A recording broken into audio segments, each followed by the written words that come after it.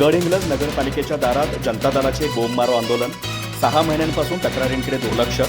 आंदोलनानंतर मिळाले आश्वासन. माजी नगरसेवक सागर पाटील यांचा आंदोलनात पुढाकार.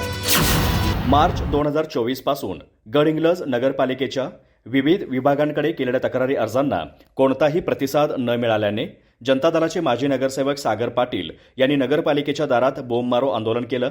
यावेळी माजी नगराध्यक्षा स्वाती कोरी यांनीही अधिकाऱ्यांना धारेवर धरलं. नगर परिषद प्रशासनाचं करायचं काय? काही लोक वर पाय.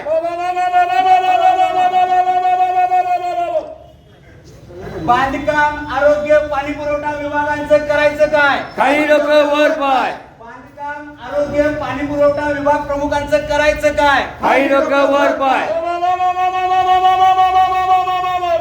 आरोग्य विभाग, बांधकाम विभाग आणि स्वच्छता विभागाकडे दिलेल्या तक्रारींची माहिती वेळेत न मिळाल्यामुळे आंदोलन करण्यात आलं. स्वाती कोरी यांनी स्पष्ट शब्दात सांगितलं की नेहमीच अधिकाऱ्यांना सन्मानाची वागणूक दिली, परंतु तक्रारींकडे दुर्लक्ष केल्यास जनता दल खपवून घेणार नाही. सागर पाटील यांनी नगरपालिकेवर सवाल उपस्थित करत विचारलं, आंदोलन केल्यावरच माहिती मिळणार का? अखेर मुख्याधिकारी संजय गायकवाड आणि ओमकार बजागे यांनी हस्तक्षेप करून काही तक्रारींची माहिती दिली आणि उर्वरित तक्रारींचे लवकरात लवकर निराकरण करण्याचं आश्वासन दिलं. या आश्वासनानंतर जनता दलाचे आंदोलन मागे घेतले. मात्र या घटनेने गडहिंग्लज नगरपालिकेच्या कार्यपद्धतीवर प्रश्नचिन्ह उपस्थित केले आहेत.